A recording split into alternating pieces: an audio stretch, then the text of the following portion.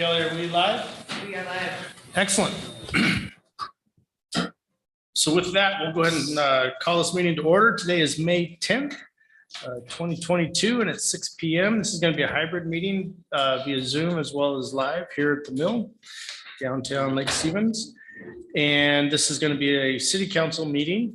And so with that, I would ask all to rise for the Pledge of Allegiance. Pledge allegiance to the flag of the States of America, and to the republic for which it stands, one nation, under God, indivisible, with liberty and justice for all. And Clerk Schellen, can we get a roll call, please? Councilmember Gotcha. Present. Councilmember Petershagen. Councilmember Frederick. Present. Councilmember Dickinson. Present. Councilmember Jorstad. Here. Councilmember Ewing. Present. Councilmember Tajik. Present. Can I get a motion to excuse Councilmember? So moved. Second. Any discussion?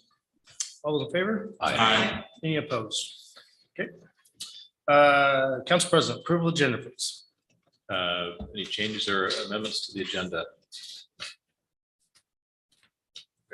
Yes, I recognize that the April 14th meeting draft version, but it did say that I did not attend the meeting, which I did attend. Okay. So that would be the only correction would be for the April 14th meeting. Um, I did attend. You saw. okay. So if we can make that notation, and then That's it. I do have under the mayor's business, if we can move item A and have Councilmember Jorstad present that instead of Mayor Gailey. We have an approval with those two amendments. I move to approve. Second. Council President Ewing, can I just make one comment? Yes. On the April 14th minutes, I'm showing that you were, I'm sorry, you're right. I do show you absent. I will make that change. I'm sorry. You did come into that. We have it seconded. All in favor? Aye. Any opposed? All right, there you have an agenda. Excellent. And Clerk Schellen, can we show Councilmember Petershagen? Yes. Perfect. I think that we have to just automatically say that Mary's at the meeting because she's always at the meeting. My apologies. Right, yeah. Yes. She's the last person to not be. Perfect. All right, so let's go with, we've got two items for guest business tonight. The first one's going to be the Snohomish Health District update with Kate Curtis. And then after that, we'll be having new staff introductions. So Kate, we're online for that? Yes. Okay. I'm sorry, Mayor.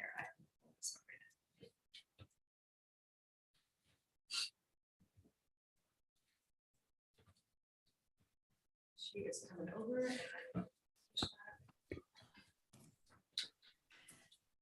Good evening, council members. Kate, how are you tonight? Good. Thank you so much for giving us time to present at your meeting tonight. All right, go ahead. Great. So I'm Katie Curtis. I'm the director of the Prevention Services Division here at the Health District. And if you want to go to the next slide.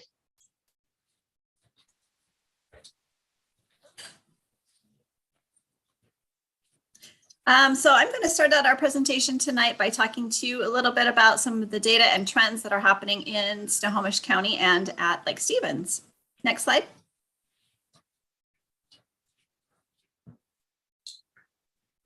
So I wanted to share first how we are moving towards our strategic goal of building a more sustainable organization at the Health District. Next slide. So we were able to enter 2021 and 2022 with a balanced budget and plans for a more sustainable organization. We have worked really closely in collaboration with our local, regional, and state partners on how we can be a sustainable organization. And one of the great things that happened at the legislative level is they provided dedicated public health funding to the health district and to local health jurisdictions across the state. That was done through foundational public health money. And that has allowed us really for the first time I've been at the health district since 2007. to actually grow programs and hire new staff. So it's a really exciting time to be in public health. While we've seen the devastating impacts of COVID, we've also been able to really act as a nimble health jurisdiction and make the changes that we need to make internally to make our organization very fiscally prudent. Next slide. So one of the things that I wanted to share is around some of the communicable disease rates in the county. On the good side, our rates of chlamydia, hepatitis B and C, and pertussis have all gone down over the last year.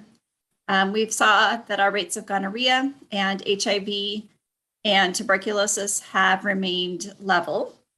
And we typically see about 30 cases of tuberculosis a year in Snohomish County. So it's not a disease that's gone away. And then on the bad news is that our rates of syphilis have gone up in the county and unfortunately nationwide. We were able to get funding last year from the Washington State Department of Health to add 2 more disease intervention specialists to help us address the rising rates of syphilis. Next slide. So speaking of COVID, we are really looking ahead at a disease that is going to be around for a while. And so our focus is on preserving hospital capacity, for making sure that healthcare providers have what they need to vaccinate everyone who is eligible, and to provide guidance to organizations about when you may or may not need to put your masks back on just to protect yourselves. So we are watching our case rates. They did go up a little bit, but they are hopefully leveling off, and we won't see the giant spike that we did see over the previous surges. One of the other things that we've been watching are chronic diseases and injuries. And this slide has all the blue bar are all of the drug overdoses that have happened in the county. The green one is broken it out by heroin. The purple is prescription opioids. The blue one is synthetic opioids. And then that red line that kind of goes across the top is all opioids. So you can see it's kind of bounced around over the years. It did peak in 2020, and then in 2021, we did see a slight decrease, which is very helpful. We also continue to see a reduction in youth suicide, and we're not sure if that's due to children being home more because of pandemic restrictions, or what is kind of driving that, but our staff are watching that and watching the data and working with our partners to see what we can learn from that. Hey, Katie, if I could stop for a minute, where do you see the current trend for 22 on these drug deaths? It's still a little early. I know that we are seeing, unfortunately, a lot of fentanyl issues. So I think we may probably not see it dip down again. If anything, it'll probably be level or might spike up again, unfortunately. Yeah, it's very telling to see the Blake decision timeline and the spike of drug deaths in our communities. It's unfortunate. It is. But so along those same lines, Senate House Bill 1074 was passed, and this allows for an adult fatality review. We have for years done an infant fatality review, which has led to things like helmet laws and seatbelt laws. But this one will allow us to review cases from individuals who had a fatal drug overdose, to look at what we can learn from the data on that. And we're really hoping it'll give us a helpful tool in our ways that we're combating opioids and the kind of the adverse impacts of that. Next slide. So this one has some of the statistics that are specific to Lake Stevens. We had our health inspectors come out, and they issued 140 annual food permits. They've conducted 116 food inspections. They've followed up on 25 food complaints. So if someone eats at a restaurant and they feel that they became ill because of the food, they can call the health district and we can look at their inspection records. We can go out and provide an educational visit to restaurants and purveyors and really just kind of help them do what is best to keep the food healthy and safe. We also go out and inspect pools, and we follow up on septic complaints and solid waste complaints. So we did have a few of those out in Lake Stevens. Next slide. So some of the cool new things that are coming in our environmental health division is we have, if you've been in our building lately, you'll see we have a little kiosk where people can request birth certificates and death certificates. We are working on digitizing all of our paper records, which is, it's a beast to tame that paper, but it will allow for better service by our staff and easier access for the community. We are also looking at the new food code that went into effect March 1st, and we've been working really hard to educate the 3,500 plus owners and operators in the county on what needs to be done to make sure that they're in compliance with food code. And then they're also working on school safety inspections. And then our front counter has fully reopened. So we are able to assist people in person now. Next slide. So some of the other outreach and educational activities the health district has engaged in is we've been connecting families who have Apple Health or Medicaid, how to find a pediatric dentist. It is very hard to find a dentist sometimes that will accept Apple Health Care or Medicaid. We also go out and provide consultations to childcare providers, both home-based and center-based. We can help them with all kinds of things from behavioral health issues to how to clean properly. So we really take a lot of pride in being able to come out to all of the healthcare, to childcare providers and give them that needed service. We also conduct home visits for children who were born with special healthcare needs. We have nurses who go out and visit mom and baby, just make sure they're connected with appropriate community resources as needed. And then we also have STARS credits, which childcare providers need. We're able to offer that through our own learning management system. Next slide.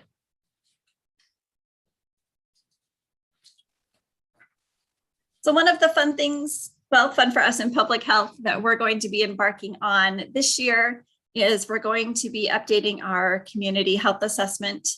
So if you want to go to the next slide. So these are typically done every 3 to 5 years, and they kind of look at the health of the community.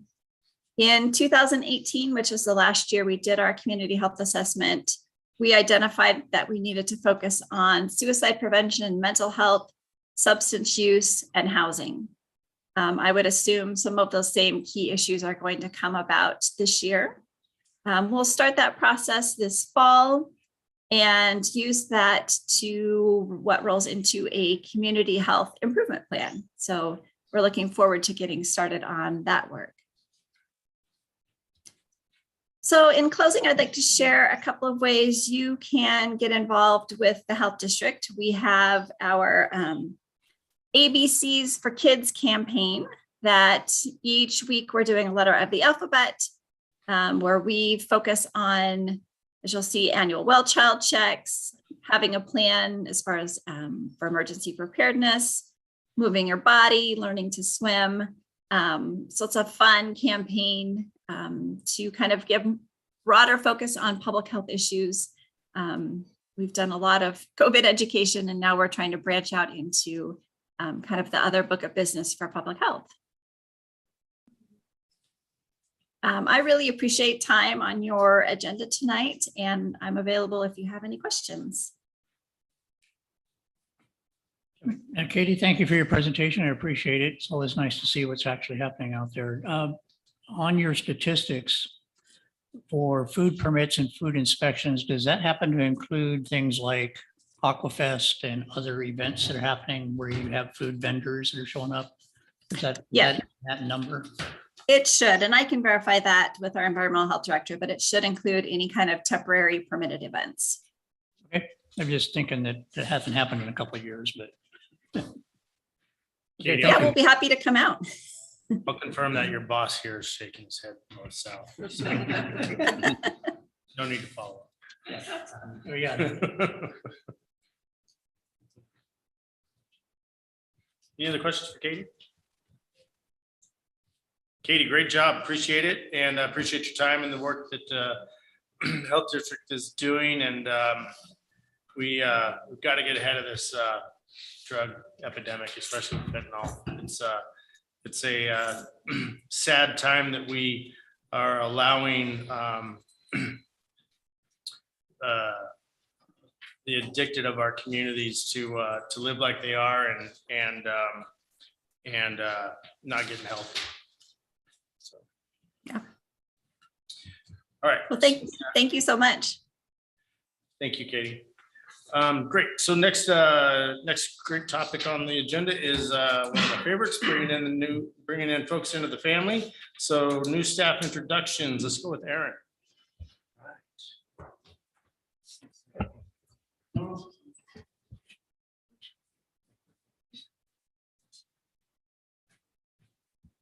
Okay. Good evening, Mayor and Council. I'm pleased to introduce our new crew member, Cody Sawyer. He is our facilities maintenance technician, our first ever. He's been doing a fantastic job. Cody comes to us from the city of Marysville, where he was in the Public Works Street Maintenance Department. Cody has a background in facility maintenance and repair, where he was the maintenance manager for an apartment complex for 3 years. Outside of work, Cody enjoys participating in martial arts, which he has done from a young age, competing in national tournaments. Some of the other activities Cody enjoys are camping, fishing, hunting, and spending time with his family and friends. Please join us in welcoming Cody to the team.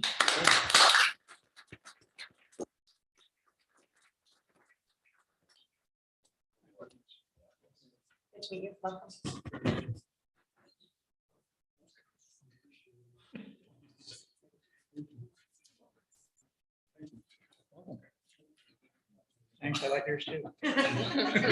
So Cody, if you keep wearing that hat, that's what you look like in 80 years. Not 80. They can take that, not 80. Okay, 70. It's gonna be a rough night. Yeah. Chief, I think you got it.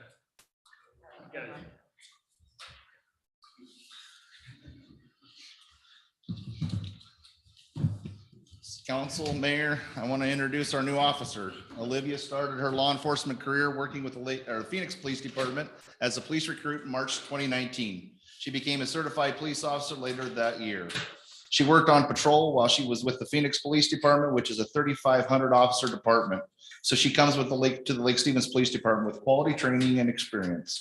In September 2021, Olivia married her husband, Daniel, whose position in the United States Navy brought them to Oak Harbor, Washington. Daniel is currently deployed overseas, which we are grateful for his service to our nation. Along with her husband, the home is filled with excitement with 2 fur babies, Henny the dog and Dixie the cat.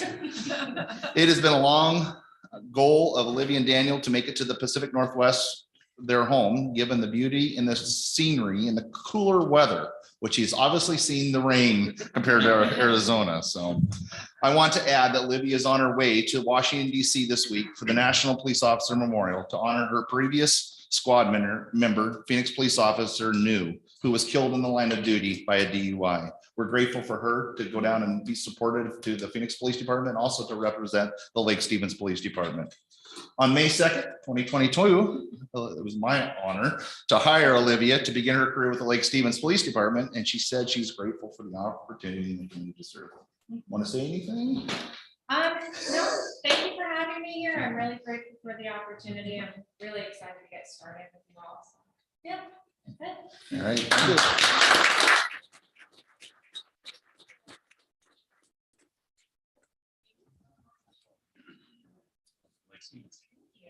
Well, I'm really happy that he's in the Navy and not in the Army. Yeah. Someone's got to get us to the battle.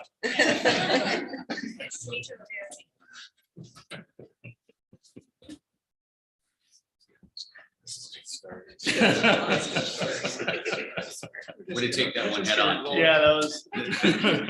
Get Marcus and Sean in here. And we'll really start. This is 2-1. Let's move into citizens' comments. So tonight we have citizens' comments where we normally do a 3-minute. Any citizen can talk to the council. And then we also do have a public hearing later on in the agenda that we would be taking. So if you have comments specific to the public hearing topic, we would ask for you to wait for then instead of during the citizens' comments here. So with that, I will open the floor to citizens' comments. Do we have any green sheets? No green sheets. Okay, do we have anybody in the audience who would like to provide citizens' comments? Chase, go ahead. You'll have, stand up here at the microphone for us, please, and you'll have 3 minutes if you state your name and your address. Hello, my name is Chase Hoytink. My address is 8629 14th Street Northeast from the Frontier Heights neighborhood. I apologize, I don't have any speech. I had some written, my phone died earlier today. So I guess in short, I'm come here representing the Frontier Heights neighborhood. I was voted on as the president of the HOA board back in January. Brett was nice enough to meet with me back in January, gave me a huge wealth of knowledge, and it has helped exponentially. I guess my goal here is to attend meetings monthly, just to be a face for our community. I'm sure you all know our community has been known as past as the jungle. I'd say roughly, don't take this for record, but I'd say about a quarter, a third of our neighborhood is all new owners within the last couple of years. We have a lot of homes going for sale and a lot of new young families coming in. So I guess I want to give a quick shout out, first off to LSPD. You guys have been absolutely freaking killing it out there. Pardon my language. You guys have been phenomenal, and as well as a shout out to Jill Mees and Jessica, last name's the can, I don't remember, with Public Works. They've been phenomenal. They've been my contacts with Parks and Public Works correspondingly. As of this morning, even Jessica just replaced the sign for us that was falling apart.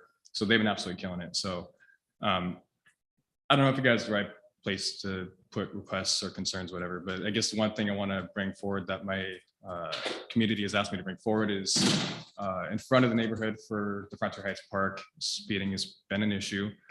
People have requested our HOA to put in speed bumps. Obviously, we can't do that. So I guess an idea or just a concern to bring forward would be speed is an issue in front of that park, because not only we have the HOA, the Frontier Heights Park, that's city property, but we have right next to it is a preschool. That is, we have a continuing 9-year lease with that preschool as well. We actually have new owners coming in August, as well as our community center and whatnot. So just a concern, bring forward to the council, just so you guys are aware of. I don't know who the proper forms of contact are for that, but just to be a name and face, we're trying to clean up the neighborhood. We don't ask for anything, just other resources and contacts and whatnot. You know, I'd say it takes 4 different groups of us to make that community or help the community clean up. The HOA, LSPD, Public Works, and Parks. And so far, communication's been pretty dang good. I've been communication Officer Barnes, and like I said, all the officers back there have been phenomenal. So, you know, abandoned vehicles been cleaning up, and so far within the last 4 months, our community's cleaned up a lot. So I know I probably got over 3 minutes, but I just want to say thank you guys for what you guys have done. Lake Stevens and annexing Frontier Heights has improved our neighborhood a lot. So I just want to say thank you. Hey Chase, I got a question for you. Yeah. Mayor, if I Go can. ahead. So is your HOA on both sides of the park? Or- Yes. Okay, so the entirety of Frontier Heights on. I can show you a map, and I can, if you want, I Okay. can get you guys an email contact as well. But yeah, so we have both sides of the park. The park was originally ours. It was given to you guys, and the Parks Department took over it. We own a property behind the park as well that we just, I think Jessica was the one that gave me the documentation proving that we owned it. We needed that for towing purposes and whatnot, because of, you know, the whole car abandoned vehicle thing. So yeah, so we own Frontier Circle, everything inside of Frontier Circle, if you will. It's not a full circle, but it was supposed to be when they built it. So from 11th to 14th on the west-hand side, east-hand side, it's everything to the end. I think it's 11th or something like that. But so yeah, that's all Frontier Heights area. in general. So, Thank you. yeah, cool. Thank you. Hey, thank you, Chase. Yeah. You're doing good stuff. Appreciate it. Anybody else in the audience would like to do citizens comments? Okay, anybody online? I don't see anybody online. Just reminding folks that are online to raise your hand in Zoom if you'd like to speak. Anybody? Oh. Okay, so with that, we'll move on to council business, council president. If we can start, first I'd like to thank Councilmember Jorstad for her efforts to put together the proclamation for Mental Health Awareness Month. She took the initiative on that, and so if you could please read that for the council, and then do your council business after that. Sure.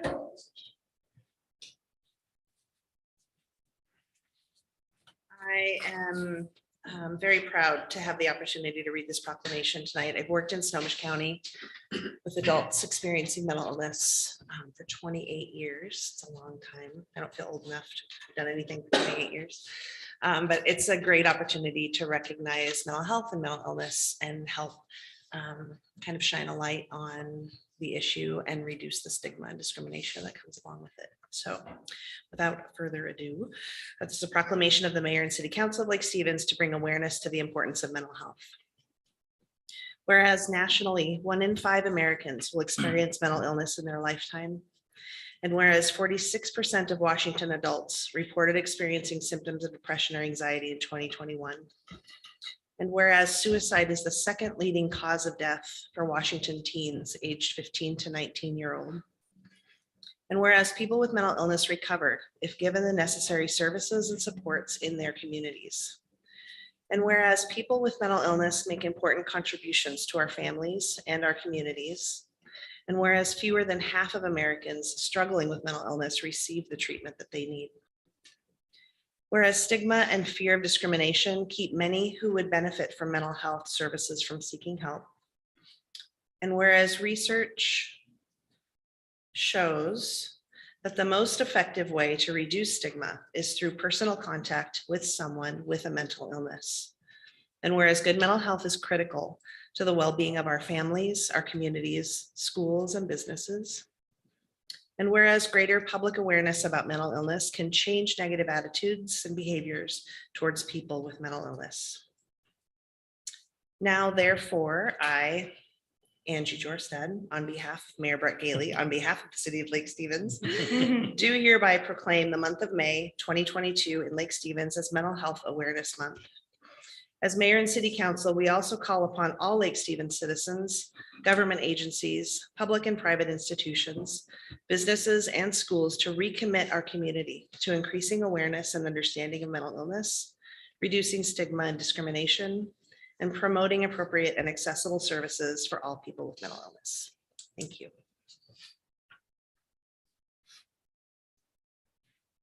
Other council business? Yes, please.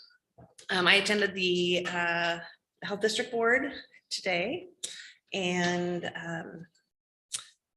had a report by Dr. Spitters, which was news primarily around folks may have seen in the news, there's been some cases of the H1N1 bird flu. So we learned a little bit more about that. And I think we're relieved to hear that the risk is low for that spreading, but something that health districts are definitely keeping an eye on.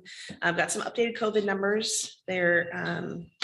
We've moved into a medium risk category in our county because of the number of folks that are being hospitalized. There is a hopeful lull in the numbers this last week. So I'm grateful that we have people keeping an eye on that and will keep us posted, but just important to kind of keep doing what you're doing and stay safe as the numbers are a little bit higher than usual. So that's all I have. Thanks. Thank you, Councilmember Dickinson.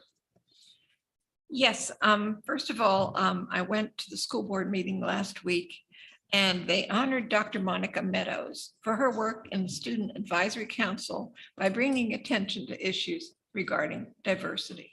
She has been doing a phenomenal job, and I know that Lake Stevens School District completely is thrilled to have her on board. She is amazing. So it was great to watch her be celebrated.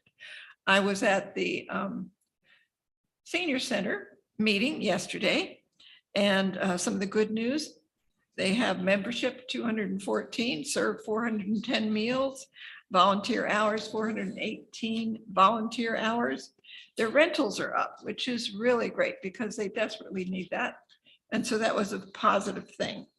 They're looking for CPR training. And I don't think they have a decision on that yet, but they need volunteers for the garden. And will lean on somebody maybe here who knows about the Youth Advisory Council, who might be able to help us out and get those young people involved in helping with the garden at the community garden. They have 4 brand new volunteers in the kitchen, which is always great.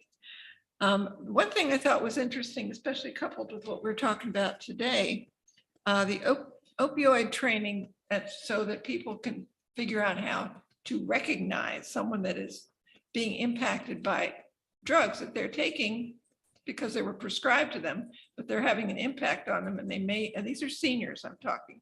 That completely blew my mind when I learned that seniors are also having, I always think of teenagers or whatever, but seniors are also being impacted. So I'm always ready to learn new stuff. And today I was with the museum and talked about what next steps will be for our museum. And it was a great meeting. I appreciate having a chance to listen in on that. And I'm done.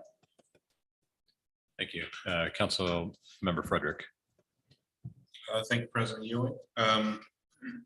On the 3rd, I attended the Veterans Commission meeting where we continue to discuss plans of moving forward and events that might be useful in increasing awareness of the Veterans Commission, and had a brief divergent conversation about re-engaging with the Veterans Foundation, getting that process moving forward in the ordinance.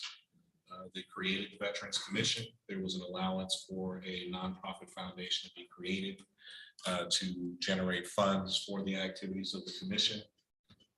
While that foundation has been created, it has had difficulty moving forward because that coincided with COVID.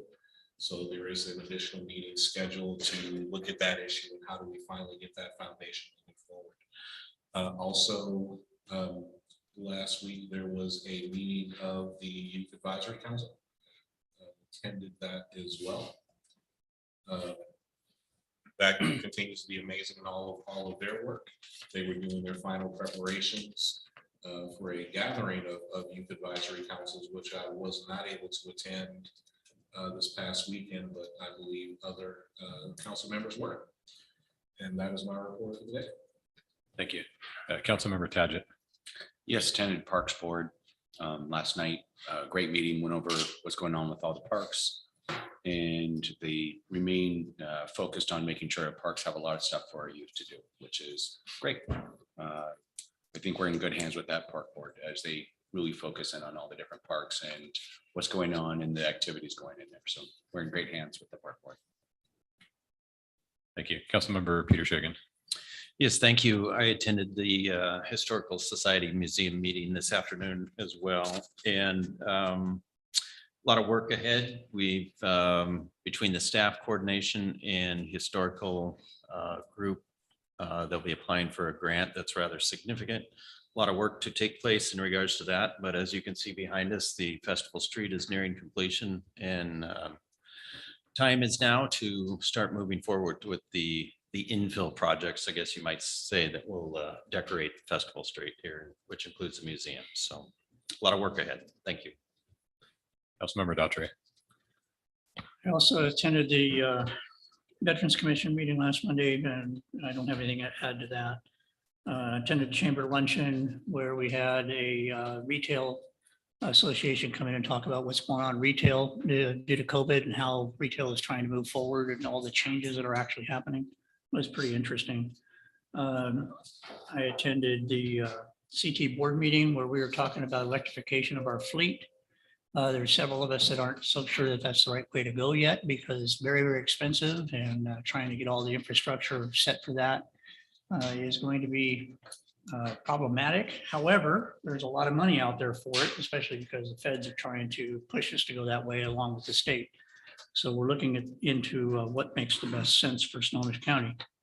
I did attend the Youth Advisory Council Thursday night. And then on Saturday, we did have the Youth Advisory Councils, 4 of them from the region, did a leadership summit, first ever leadership summit where they were trying to teach students some leadership skills. We had one of our citizens, Janice Huxford, went and did a presentation for our Youth Advisory Council on professional speaking. And then our Youth Advisory Council gave a presentation right after that on the differences of how we communicate with each other with body language and things like that. And it was pretty good. They also found out how hard it is to put on an event like that and the 3 things you have to be watching out for. You don't ever have kids, you never have animals, and IT is never going to work when you want it to.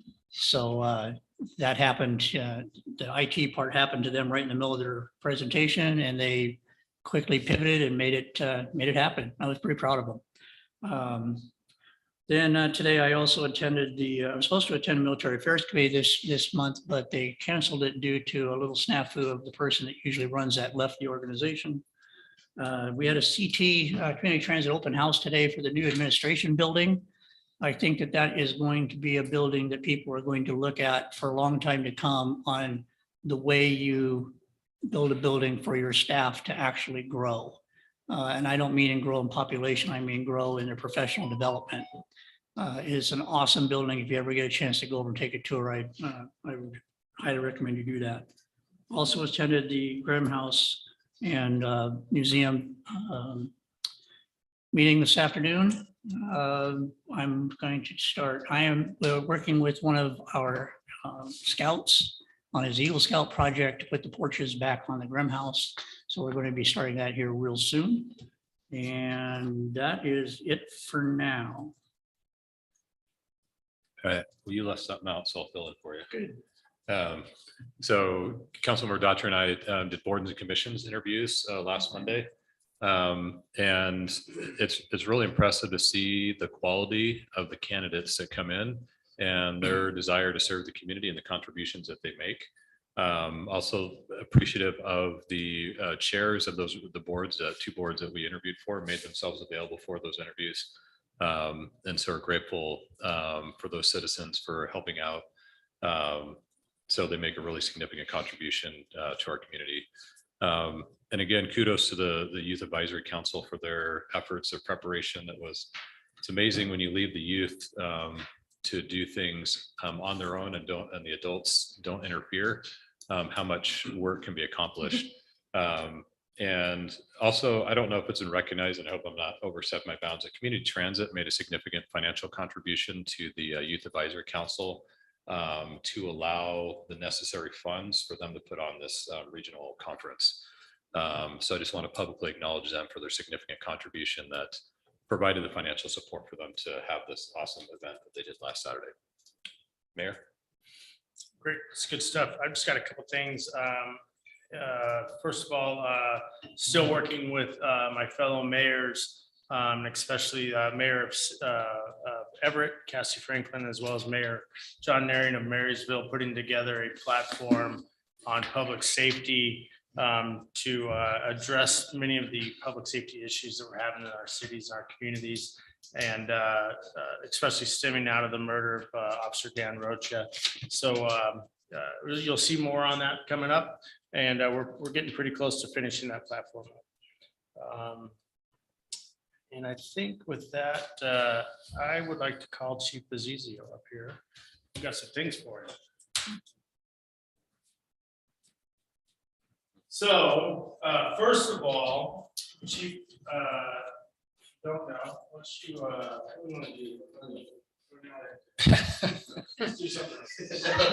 So first of all, Chief Bazizio has been with us for 5 years, 5 years of dedicated service. So this citation says, throughout this period, you executed your duties in an exemplary manner. I extend to you my personal thanks and a sincere appreciation of a grateful community for your contribution of honorable service to the city of Lake Stevens. I commend you for your outstanding professionalism, devotion, and pride you have exhibited as a member of the Lake Stevens Police Department and the city of Lake Stevens.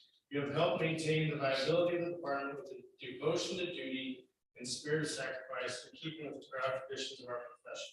Thank you very much. Thanks.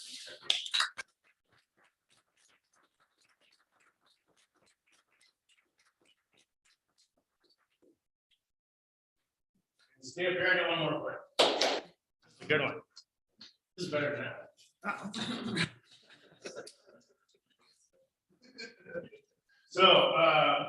So I'm honored to give Jeff a life-saving certificate. So I'll just read this and you'll understand what he did. So presented to Chief Jeffrey Bezizio, for performance of the call of duty. On July 19, 2021, Chief Bezizio was on an Alaskan Airlines flight headed home from a baseball tournament in Irvine, California. Midway through the flight, a male passenger became unresponsive and collapsed on the plane. Chief Bezizio, along with another passenger, immediately responded by moving the man to the aisle of the plane and began performing CPR. While the plane diverted to San Francisco for an emergency landing, CPR was administered for 2 hours. I've done CPR for about 20 minutes. 2 hours is amazing, my friend. Once the plane landed and it was safe for paramedics to take over, the male was transported. On the stage, Bezizio's quick thinking and training saved a person's life. I commend you for your outstanding performance, devotion, and pride you've exhibited as a member of the Smith Police Department and the City of Bristol. Thank you, Jeff.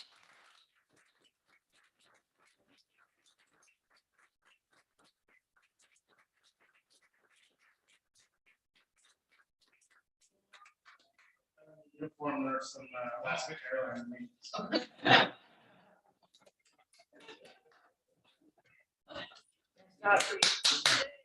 2 hours.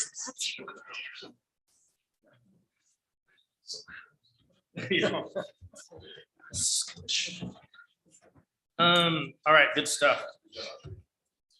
So with that, let's move forward. We do have 2 city department reports. I think the first one, I know Troy has one, and then Russ has one. Whoever wants to go first. I can go first. Good evening, council. It's a IT staffing report. On Monday, Rod Pena accepted the job position with another company and put in his 2 weeks notice. So his last day will be Friday, the 20th. So with that, I've been working really closely with HR and developing IT job descriptions for the department. I will be restructuring and reclassifying current positions based on my recommendation for the department that I feel are needed to support the city's mission. And I'll be bringing those proposed IT organizational structure changes as well as the positions classifications to the council for approval. And hopefully after that, we can get that marketed as soon as possible because we got to fill some positions. So we're kind of really short staffed on that. So that's my report for right now. Thanks, Troy. Good, Russ. Okay, just a couple of items for council tonight. I also wanted to talk about the park board meeting. It was a great meeting. The park board was charged with coming up with a policy for plaques as we put those out in the community, including a new amenity called a peace pole. So the park board recommended approval of that policy. So now we have sort of a better framework when people want to do memorials or something like that for loved ones. We also brought forward the youth activities pilot program that we've talked with you about and the Youth Advisory Committee. They were very supportive of that. So I'm actively getting quotes from vendors and we should be able to pull that off by the end of the summer, working with Director Halverson, getting his team out there to do some of the installation work, but it looks like we'll be able to roll that out pretty quickly. Wanted to also bring to the council's attention, heard also that we had a meeting with the Historical Society today. The purpose of that meeting, number one, was to go over the Grimm House and sort of the landscaping and hardscaping that's coming up right away. And we just wanted to make sure that we all had a shared vision for what that was going to look like. As Councilmember Peter Shagan said, the Mill Spur is almost done, so we need to make sure that that facility looks great after the road opens. We also talked about the museum, the funding going into that, what that looks like, what our roles would be as each agency as part of that grant. Talked about next steps between the 2 agencies and formalizing some things through a new lease agreement or something like that in the future. So really good conversation with that group today. Also wanted to bring to the council's attention that at a couple of meetings ago, we had talked about the short-term rentals and a lot of discussion with the council. So staff has had a lot of internal meetings about that, and we've proposed a schedule with the council president that we would bring that back for your next meeting on June 7th. That would give us plenty of time to do the outreach to the Airbnb, VRBO, and some of those other things. And when we bring that back to the council, we'll be looking for sort of consensus on a number of items so we can move forward and redraft that code and then move to public hearing, looking probably July as an adequate date for public hearing. And then just a message got passed on to me this afternoon from the Arts and Parks Foundation, where the Lakeside Band and Choir Festival, they just wanted to give note of that event where they're going to have 150 student performers from Caballero, Lake Stevens High School. And the event would be at the Mill on Saturday, June 4th at 10 a.m. So those are my reports this evening. Thank you, Council. Thanks, Russ. Good stuff. I get a motion to pass the consent agenda. So moved. Second. We have a motion and a second on the consent agenda. Any discussion? Hearing none, all those in favor? Aye. Any opposed? All right, thank you very much. And let's move on to number 11, which is our public hearing for the night. And the subject of the hearing is a resolution 2022-07, Fairly annexation 60% petition. And we have a staff report presentation from David Levitt. All right, thank you, Mayor Gailey. So we do have that up. So we are here tonight for the required public hearing to consider acceptance of the 60% petition for the Fairly annexation. Kelly, if I can have the next slide. So this is a direct petition annexation, meaning that the property owners are petitioning the city for annexation, as opposed to the city initiating it through an election or through an interlocal agreement. It is directly contiguous to existing city boundaries, just at the southeast corner of the city, near where 20th Street Southeast meets Williams Road, as you can see there on the graphic. It is 3 parcels and adjacent right-of-way, about 13.8 acres. And the council did approve the 10% petition via resolution 2022-01 about 2 months ago, which accepted that 10% petition and authorized circulation of the 60% petition. Next slide. So just a little bit about the process for a direct petition annexation. So it went through that 10% petition. The applicant then circulated the 60% petition, meaning that they needed to get signatures of property owners representing at least 60% of the total value of the area proposed for annexation. They got signatures representing 100% of the total land value. They're requesting a land use designation of high density residential and a zoning designation of RA12. Those differ from the pre-designations that were established back in 2019 as part of the comp plan docket. And so they were required to submit a SEPA checklist, State Environmental Policy Act checklist, to analyze kind of at a non-project level the potential environmental impacts.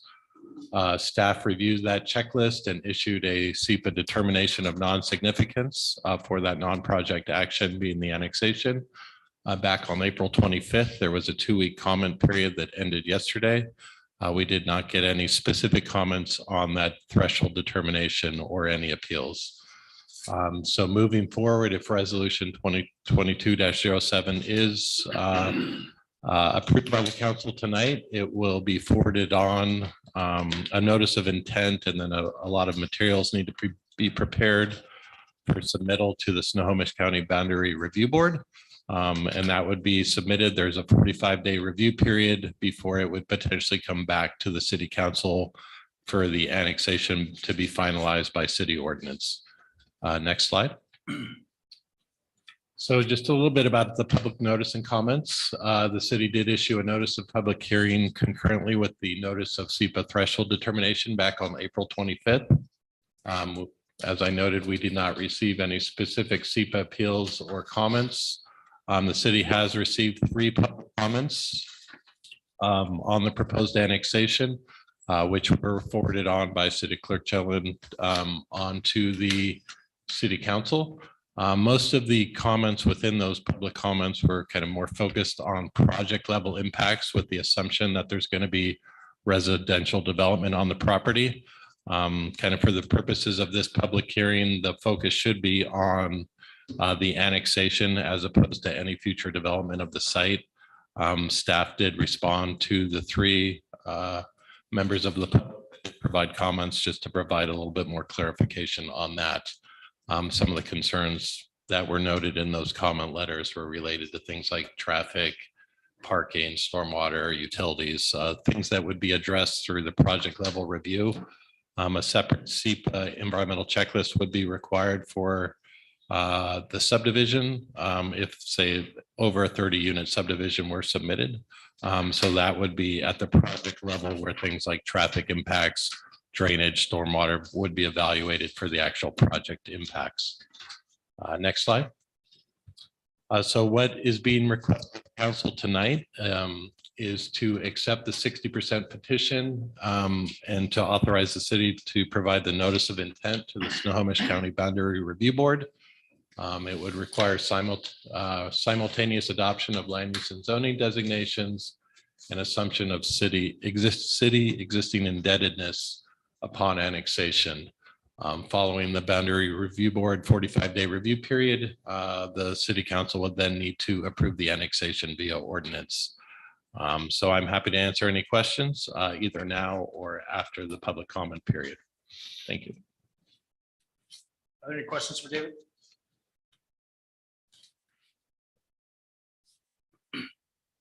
No questions for David, so I'm going to go ahead and open up for public comment from the audience on just this topic. Is there anybody in the audience who wishes to talk about this topic?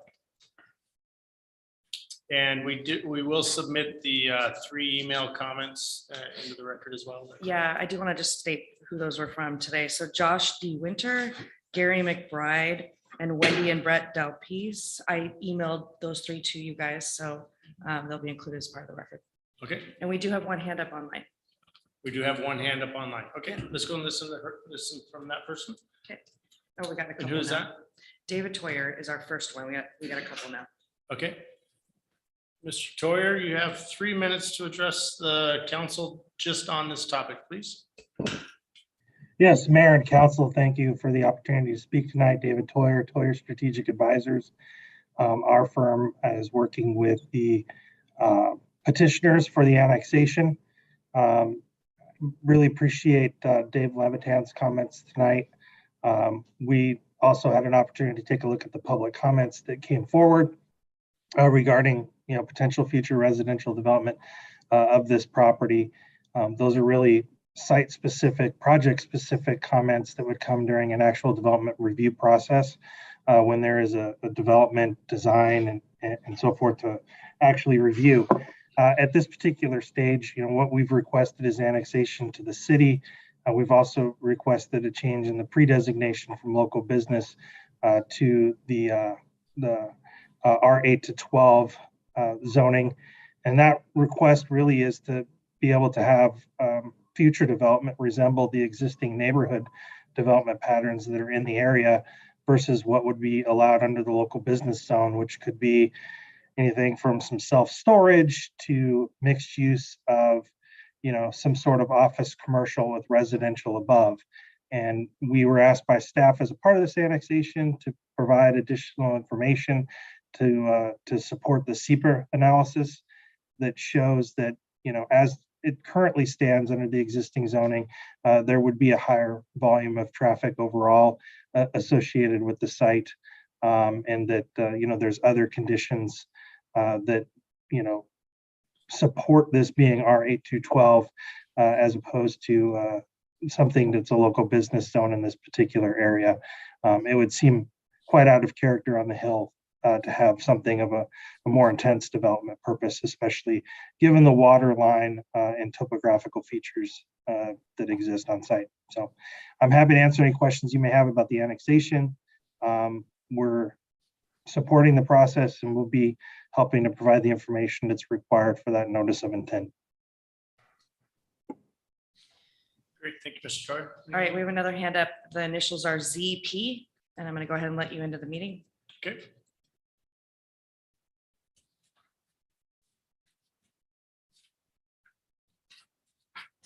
I need to unmute yourself, ZP. Hi, can you guys hear me? Yes. Yeah, go ahead. Yes, sorry. I'm sorry about that. Hi, my name is Zach Pitcher. I'm located at 2215 122nd Drive, essentially at the bottom of the hill where the goes around the corner and then it starts looping around. I'm in the neighborhood right there. I just found out about this a week or two ago, and I'm very strongly against it, largely because pulling out of the neighborhood is a blind turn. And I have come close to a number of accidents. I've seen people almost get accident because my house is right there on the corner. I hear horns blaring whenever people pull out. It is a very dangerous situation, and I don't know how we can allow the additional flow of traffic, all the additional traffic that's going to go through there. I think it is a very dangerous situation, and I believe, and from the comments that I'm hearing, that will be during the development process where they're analyzing that. But I just want to throw that out there that as a concerned citizen, I'm very unhappy with this development because it is not a fun turn there. And there's going to have to be a lot of significant work that needs to be done to even make that remotely safe with the additional traffic that's going to be through there. That's all. Thank you. Can you state your name for me again, please? Yep. Zach Pitcher, ZACH, Pitcher, PITCHER. Thank you. Thank you for your comment. Thank you. Anybody else? I am not seeing anybody else. Let me just double check. No. Okay. So with that, we'll go ahead and close public comments portion of the hearing. Do we have any further comment by staff? I do not. Okay, any questions by the council? Any discussion? Good, Mary. Well, I'd like to get in my car and drive to someplace that we're going to talk about, and I did that. And I do feel that this is a valid concern, especially concerning the lane for school buses to turn in and also the storm runoff. So I know you've addressed that. I trust you. But I just want to know if we are keeping that up front and very serious. But I am appreciative of the 60% that we've reached out. I want that decision to people be very aware of it, not surprised. Thank you. That's just my one concern.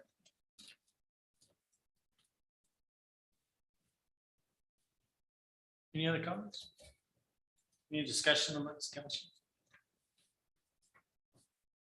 Okay, so hearing none, I'll go ahead and close the public hearing and we'll look for an action from the council.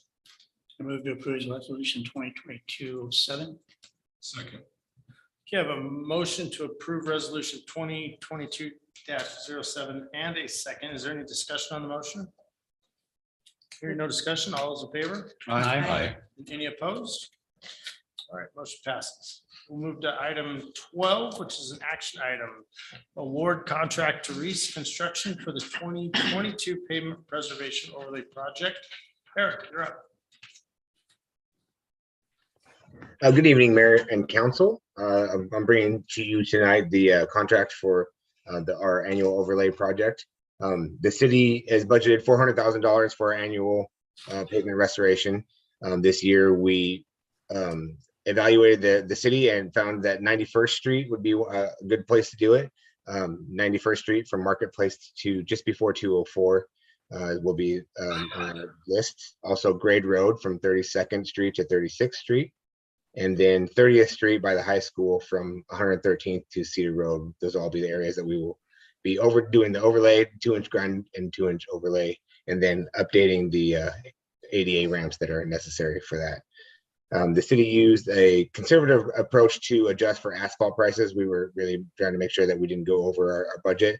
So we hedged our bets a little bit lower on that. So we came in with the engineer's estimate of $344,121. And as such, we bid this project as a public works project for their small works roster. And that would keep it under $350,000. The bids were read aloud. We had 3 responsive bids, with the lowest responsive bidder being Reese Construction at $338,568. And with the remaining budget that we have, we will be using that for other street maintenance, pothole fixing, and smaller projects that we can do. So we are asking council to motion to authorize the mayor to sign and award the overlay contract to Reese Construction Company for $338,000 and $568, or $338,568. And so if you have any questions, please feel free. This is the time. Eric, I do have a question. So when was the last time 91st was overlaid, and how long do we expect that overlay to last? I'm not sure when it was last overlaid. It's been since before I was here. And I don't know. I wasn't able to go back and find the record of that. I could find it for you if you'd like. But the overlay usually tends to add a 5 to 10 year life to a road. And depending on the traffic, there's a lot of factors that kind of go into it, but that's what we generally look at. All right, thank you. Eric, I got a question for you. Yeah. With the remaining budget of approximately 60,000, what kind of potholes and other small maintenance works? Is there a lot out there for us? The little stuff, potholes, would that be enough? Or Yeah, there should be. We also have on the 91st Street, we have a developer that's building on the Wet Rabbit. They are going to be in charge of doing a 1 lane, so we may be extending a bit of our overlay just to make that all one smooth. We're in talks with them right now to do maybe a fee in lieu of instead, so then we can just take a fee from them and add that to our budget and then kind of get all the way to 204. But we're kind of in the process of figuring that out right now with the developer. great, thank you. Councilmember Tanchik, can I add to that, Mayor? Yeah. Yeah, so the $60,000 is not enough to repair all of our potholes. Of course, yeah. But it's within our capacity to do the work. So I would say it's the amount we need, given the resources we have in terms of staffing availability to do the work. So Aaron, of that 60,000, how much of that is materials and how much of that is labor? Is that all materials that's being covered in the 60,000? It's going to be all materials or contracts. Labor is captured in separate line items. Okay. Yeah. Hey, Eric, so this project includes updating per ADA guidance, all the ADA ramps and stuff that's required when we do a project like this, right? Yeah, pretty much anywhere that we touch an ADA ramp, we need to bring it up to concurrence. So we will be making sure all of the ADA ramps that we're touching that aren't already on the responsibility of another contractor is being updated. And that was in the original planning to do those ADA ramps, correct? Yeah. Okay, thank you. Any other questions for Eric? Mr. Mayor, can I add one more thing? I'm sorry to interrupt. The ADA ramps is a hot topic. I will say that, yes, we did plan for all the ADA ramps in the project area as required by law, but we also, the city also has budgeted $200,000 to upgrade sidewalks and ADA ramps in the city. And so we're working on prioritizing a list. WashDOT was very helpful in preparing a report for us. So we're going to work on that concurrently this summer as well. And we'll come back to you and discuss that when we're ready to award a contract. Excellent. I appreciate that report. With that, can I get a motion? I'll make a motion to award the contract to Reese Construction for the 2022 pavement preservation overlay project. Second. All right, I have a motion and a second. Any discussion on the motion? All those in favor? Aye. Any opposed? All right, motion passes. And with that, can I get a motion to adjourn? I have something I'd like to talk Go about in ahead. a second. So my question is not about this contract. My question is, why are we voting on it? Because it was part of the budget. Well, it was already budgeted. We already approved the budget. I think we have to, and correct me if I'm wrong, we've got to approve the contract. So it's not necessarily the money, it's the contract. It's in our purchasing policy. The council has to approve a contract or the mayor has to approve a contract? Council has to authorize the mayor to sign. Okay, that's what I was, I guess I was after that. What's the level? Otherwise, it stays with the city administrator, and then just notification comes to council that something's. And that limit that we put on, is that a councilmatic limit that we put on there, or, and that can be raised or lowered, or? So it's your thought, it's already in the budget. My thought is if we budgeted a $400,000 overlay, what difference does it make who does it? As long as the staff has figured out that they can do it for, $60,000 less, and it's in the budget. We've approved the budget. I don't understand why we're approving it. Why we're approving to tell you to sign a contract for that same thing. Excuse me. I think Greg might want to say something. Greg, did you want to say something? Well, I was just saying the council is yeah, I was just going to say under law, the council is the contract approving to delegate the approval authority to the mayor, contracts up to a certain amount or some other circumstances that you think it would be appropriate that the mayor would have that authority without you're looking at the circumstances for approval. But unless you specifically delegate that contracting authority, you must make the decision on the contract. Is that done by monetary limits, or is that done by something else? Is it based on monetary limits that we set? It's usually right. It's usually done by setting some monetary limits. A lot of municipal codes will have provisions delegating contract authority to the mayor or his designee up to a certain amount, or sometimes it's certain kinds of contracts also that come into that. But then again, that's up to you. All part of our procurement policy that is approved by resolution of the council. So this was something that we can obviously bring forward for council to discuss again. Okay, well, there's changes to make. before we go that far, I've got some other things that I want to bring to the council later. I don't want to take up the rest of the night on this, but indulge me for just a second, council. One of the things that kind of bugs me about what we've been doing for years and years, I mean, Marcus, I've been here a long time, is that we approve a budget and then they have to come back and reapprove things. It seems like a waste of time. The other thing, not just a waste of time, but a waste of staff time, not ours. It does take us minutes to do this, but it's a waste of staff time. The other thing is I would like to talk about in a workshop, probably pretty close to before we go back into another budget, is talking about how we approve budgets and how that is done. And I'll just give you, for instance, one of those things that I'm interested in is why do we have to approve specific equipage purchases for Public Works? If we give a budget, if the budget comes from Public Works and they say, I need this much money to do what I need to do this year, why do we care what equipage he's going to buy? Why don't we just say that, yeah, your budget's approved and he has to stay within his budget?